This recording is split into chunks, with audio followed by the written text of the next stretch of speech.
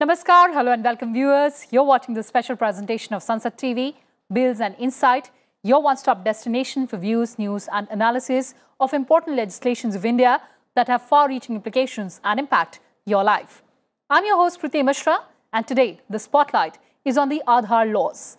Before the detailed analysis, let's take a look at the highlights. The Aadhaar is a 12-digit unique number issued by the Unique Identification Authority of India. As on April 2022, more than 133 crore Aadhaar cards have been issued. Aadhaar enrollment stands at 99.9% of the adult population in the country. And now let's take a look at the historical background, the law, the amendment and the importance of Aadhaar. On March 3, 2006, approval was given by the Department of Information Technology for the project titled Unique Identification for BPL Families. The first UID number was issued on 29th of September 2010 to a resident of NAMRATA in Maharashtra. The Unique Identification Authority of India is a statutory authority established under the provisions of the Aadhaar Targeted Delivery of Financial and Other Subsidies, Benefits and Services Act on 12th of July 2016 by the Government of India. The Aadhaar Act 2016 has been amended by the Aadhaar and Other Laws Amendment Act of 2019. The Aadhaar ecosystem is to eliminate duplicate and fake identities in a verifiable, authenticable and cost-effective way. And for deeper insights on the Aadhaar ecosystem, the success and the challenges, I'm joined by an illustrious panel of guests. Joining us, Mr. P.P. Chaudhary, Member of Parliament, Lok Sabha. He represents the BJP. Also joining us, Dr. PATNAIK, Member of the Upper House. He represents the BJD. And also in the studio with us, Dr. SAURABH, CEO, UIDAI. I welcome all of you on Sansad TV and thank you so much for joining us. Thank you. Also in the studio with us, a very young and vibrant audience. Welcome to Sansad TV and thank you so much for joining us. And Dr. GARG, let me begin the program with you. By chucking the ghost beneficiaries, Aadhaar ecosystem has led to savings of more than 2.25 lakh crore rupees for the government. Before I talk about the challenges, the roadblocks, tell me, how has Aadhaar benefited the common man? What do you think is the biggest achievement? There are two or three I would just like to highlight. One is it has empowered a large number of people who did not have an identity, who did not know the answer to who am I if someone asked them that question. And because of that, they have been able to access a lot of government delivery services which were not possible. That is one. The second, it has transformed the way schemes have been implemented, beneficiaries identified, and the way benefits are transferred. You have PM Kisan, you have the DBT, LPG, a host of schemes, in fact, thousands of them, which use the digital rails provided by Aadhaar. And the third, I would say, is that it is also making geography history in the sense that the tyranny of distance is being defeated by Aadhaar by the fact that now in every village, even if it doesn't have a bank branch, it doesn't have a brick and mortar branch, people are able to do banking services, deposits and withdraw cash by using the Aadhaar-enabled payment systems. So I would just say these three, but I think these three have ensured that the efficiency, transparency and accountability of government programs has taken a leap change over the past few years. So three big takeaways: transparency, accountability, and as you said, it has defeated the tyranny of distance. But Dr. Garg, let me tell you, Mr. P.P. Chaudhary has also countered a lot of allegations on Aadhaar on the floor of Parliament. He's been former Minister of State for IT. So I do recall you were battling those charges on data leakage of a famous cricketer on the floor of Parliament, and you said that it is impossible that there is any leakage of data of biometric system from the Aadhaar ecosystem. So what are the measures to ensure that the entire system is foolproof and it is absolutely robust? The first of time we should understand that whether the Aadhaar data is encrypted or not. That whenever the bank or any authorized persons, licensed persons given by the UIDAI, if they process the Aadhaar data, then in fact they shall not in position to know this basically the other details of the person. sorry, they can only, this because the entire data is encrypted, and they can only, this is only for the purpose of verifying and this particular individual. They can't, until and unless if there is any problem, they can obtain the particular name of the person, particular this address of the person, age or like that from the Aadhaar authorities. But they can't see the data, this banker or bank authorities can't see the data because the entire data is encrypted. Therefore, and this is one part. And second part, how it is protected, because even you can't have a cyber attack on the Aadhaar ecosystem. So as soon as any attack is made on that, then it can be detected at the first instance before going to the last stage. So it is well protected. And secondly, there is no question of disclosure to anybody. All right, we'll come back to the point of privacy and data leakage as well. But Dr. Patnaik, you've written an erudite piece on digital transformation fortifying India's democratic system. You've given an example of Estonia, where 47% of polling is through e-polling. We recently passed the Election Laws Amendment Bill, linking Aadhaar with the electoral roll and so on. Do you think this is the first step? Aadhaar is the first step in that direction? Most certainly, because I think Aadhaar gives a most important thing about Aadhaar is the uniqueness of that number. Previously, we also had various kinds of proof of residence or proof of citizenship. But this is a unique number which can be used across the board. And as has been exemplified by Dr. Garg, that in several areas we have used them.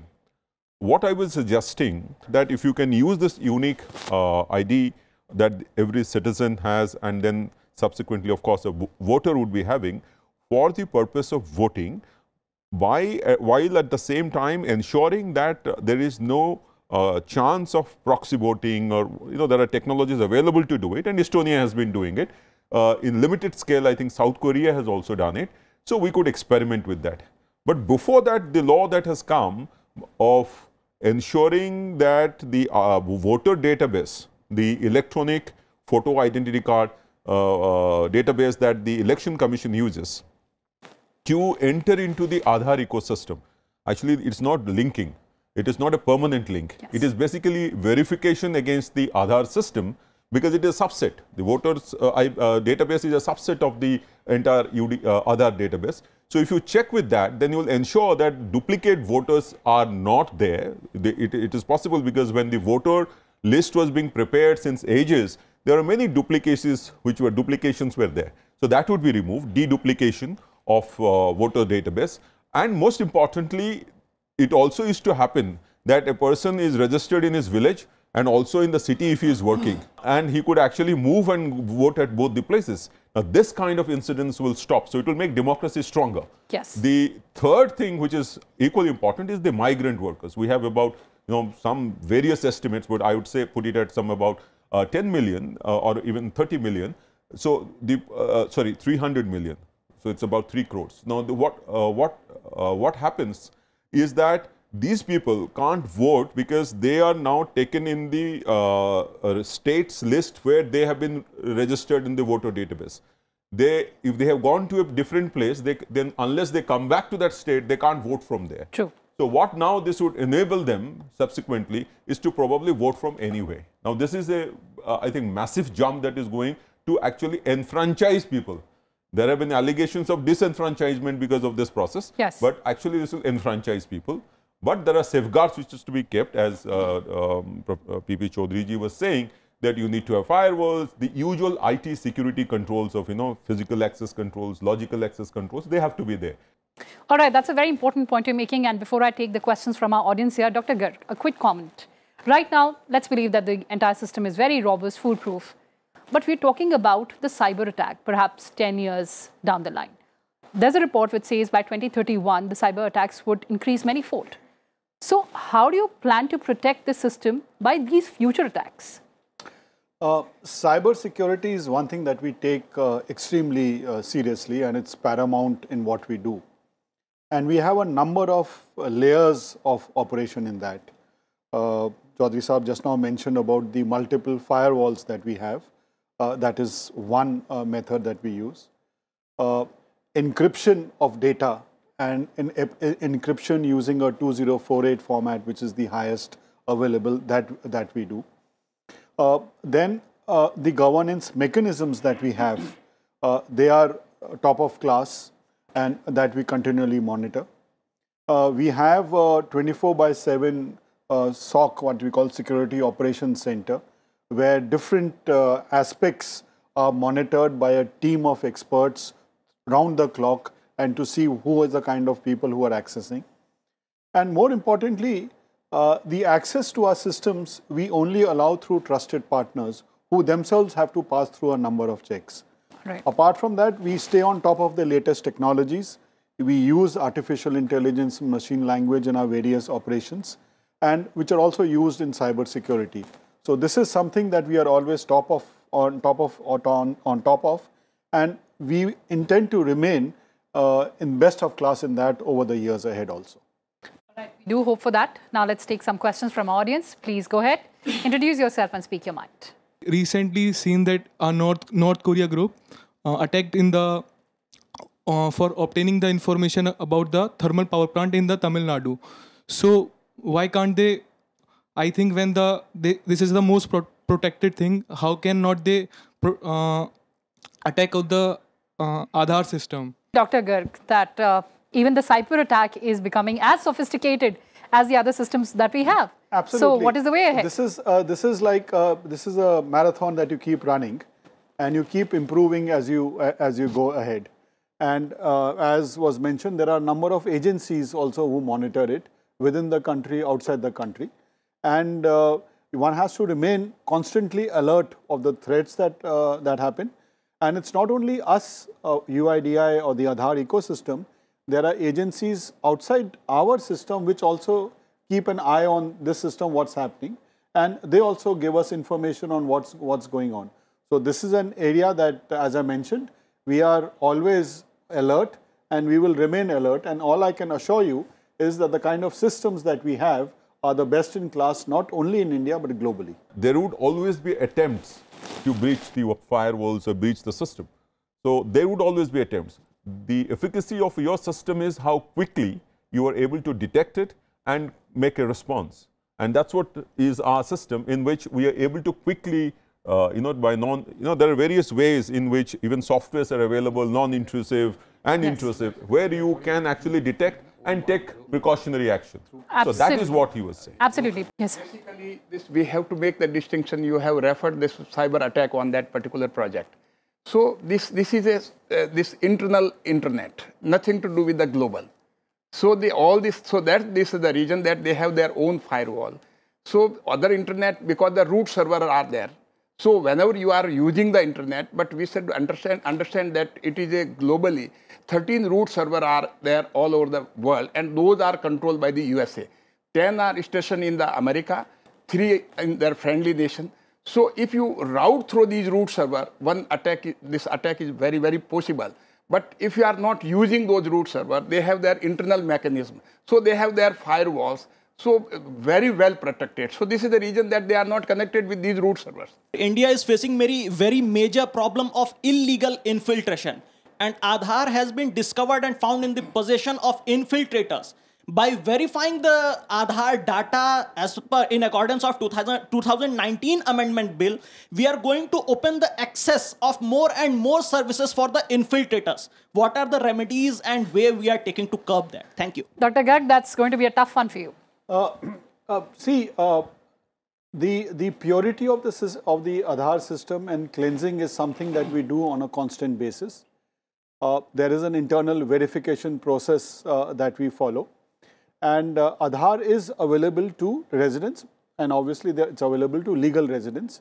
And there are always attempts being made to use fraudulent documents, to use fraud to get an Aadhaar and therefore access other services.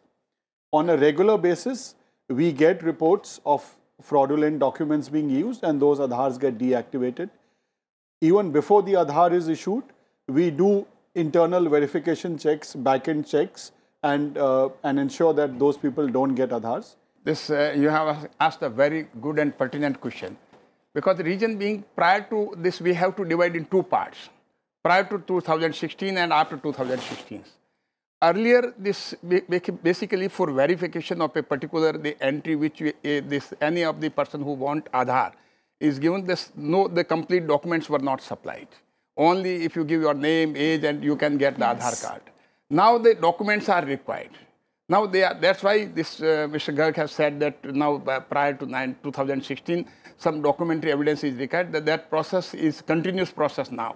So that's why some of the cases detected, those cases are more than 4 lakh cases detected, whereby this illegal Aadhaar card have been issued. Those were issued only on the basis of the information supplied by the person who is seeking for the Aadhaar card, who want to obtain the Aadhaar card.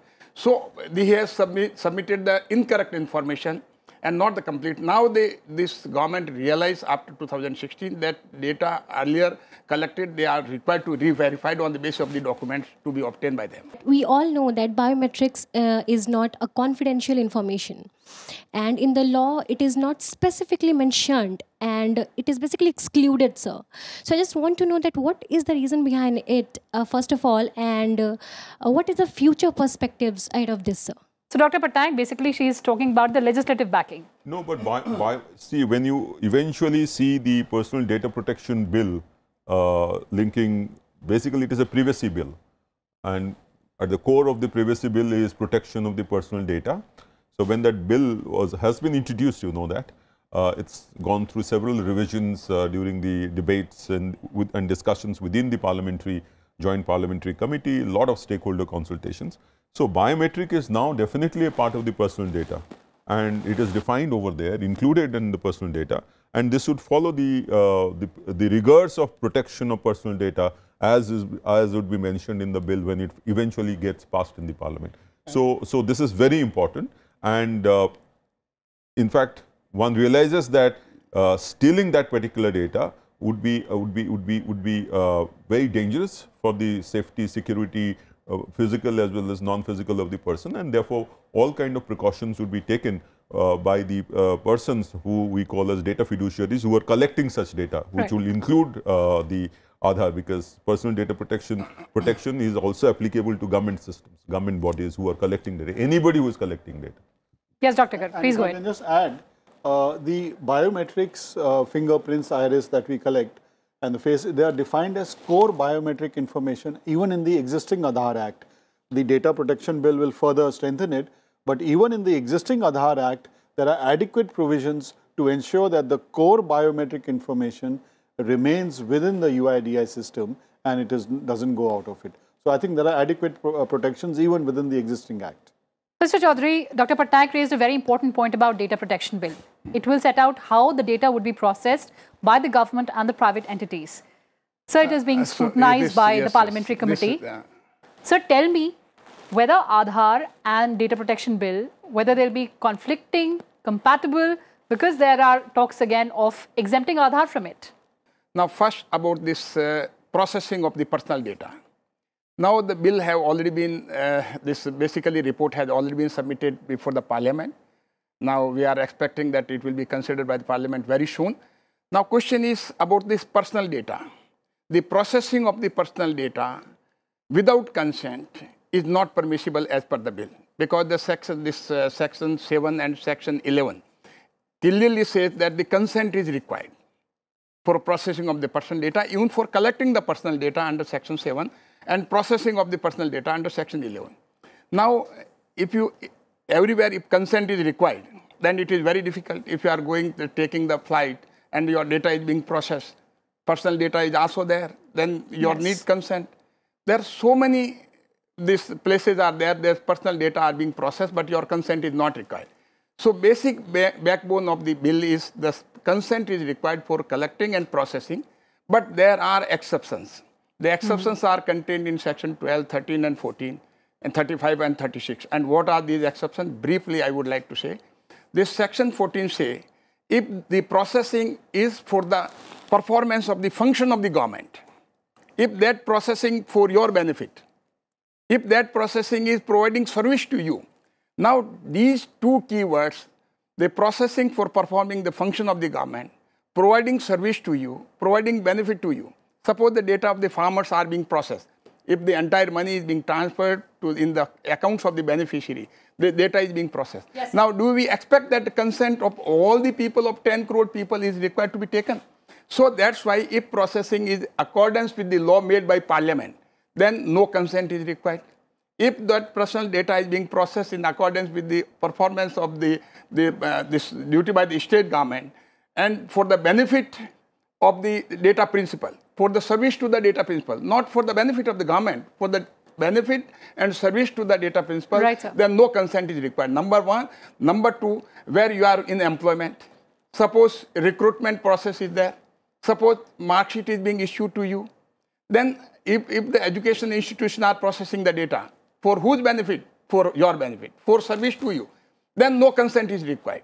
And suppose in section 12, the processing of the data for in case of medical emergency, suppose person is very serious and he is in trauma ward, and now the data is required to be processed, then no consent is required to be taken from him. So certain exemptions are also there, and those exemptions are for the benefit and service of the data principle, not of the data fiduciary. If the processing of the data is not for the benefit of the data principle, for service of the data principle, for the integrity and sovereignty of the country, for your employment. So these are the things where the data can be processed, even personal data can be processed. Thank you so much for that comprehensive reply. Let's take last two questions together.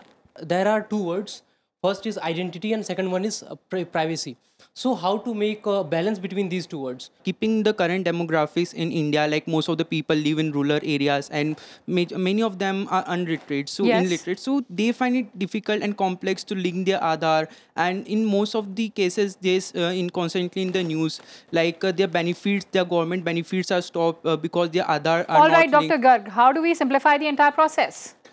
See, in fact, I would say, and as Mr. Patnaik had mentioned earlier, because of the fact that in the PDS ration card, you can verify yourself through Aadhaar, people who are, let's say, a resident of UP but working in Mumbai, they can draw their rations from there. Or if 2 members of their family are in Mumbai and 3 in UP in their village, they can verify 3 in UP and 2 in Mumbai. And I think that's a significant benefit that has happened. And the question of verification is based, we have now reached a point where all adult Indians, all adult people living in India who are resident in India, they have an Aadhaar card. So there is no question of anyone getting excluded. In fact, Aadhaar has become a means of inclusion rather than a means of exclusion. Yeah, so privacy, I think Aadhaar is a digital identity, and you would be happy to know that the UN Sustainable Development Goals, which were announced in 2015, they have recognized the benefits of having a legal identity for all. And by 2030, it enjoins on all countries across the globe to give a legal identity for all. In India, we have achieved that target much before even as of 2022 we have reached. And because of that identity, the privacy by design is built into the architecture of Aadhaar. Dr. Patnaik, I just have last 2 minutes on the show. You've been the Accountant General before this. Now, CAG in its report questioned the biometric or the Aadhaar system for the newborns. As somebody from the Accountant General background, what do you think would be the alternate system? No, I think as Dr. Garg was saying, Aadhaar is basically modeled to give welfare benefits to people. The Supreme Court has very clearly laid out that the primary purpose, besides having a unique identity, is to deliver the services. The CAG report, as I understand, it basically refers to a period which was during the time when the data was being collected initially. It was at infancy, and as you were suggesting, the method, any robustness of any system cannot only depend on the digital aspect of it. The physical aspect of it is also equally important. How the data is being collected, who is collecting the data. There the Aadhaar has already submitted in Supreme Court that initially they didn't even know who were collecting it. Afterwards, the entire system has been so streamlined that only those people who are required to get it will get it. But there is also a point that even a child can get an Aadhaar because it is a unique identity card for a person, identity for a person. So I think the CAG's concerns have been addressed which of course Dr. Garg will certify to what extent by now, but I think that was for a period when the Aadhaar was in its infancy, the method of data collection. Because method of data collection is very important, then only it gets digitized. Right, sir. If I can just add, because of that, from the 0 to 5 years age, we don't collect biometrics. It's linked to the parents because the biometrics are still developing. And it's only after the age of 5 do we have a mandatory biometric update, and then another at the age of 15, because by that time they have all stabilized. It's developed. Mr. Chaudhary? Basically, this data protection law supplement the Aadhaar. But once it come into operation, the data protection law, then it will have a overriding effect, because the data protection law is a special law and the Aadhaar is a general law. So far, the protection of the data and with respect to the privacy, this data protection law will have an overriding effect, and it will make more easier. So once the data protection will come into force, then the Aadhaar will have also, they can, both the law can coexist. Both the laws can coexist. But certainly, in case of conflict between Aadhaar law and data protection law, with respect to the privacy of the individual, whether their personal data can be processed or not, then the data protection law will have an overriding effect. Completely out of time on the show right now. Thank you so much, Mr. Chaudhary, Dr. Garg, and Dr. Patnaik for joining us on the show. Next week, we'll return with incisive analysis of another important bill. Till then, take care and stay tuned to Sansad TV. Namaskar.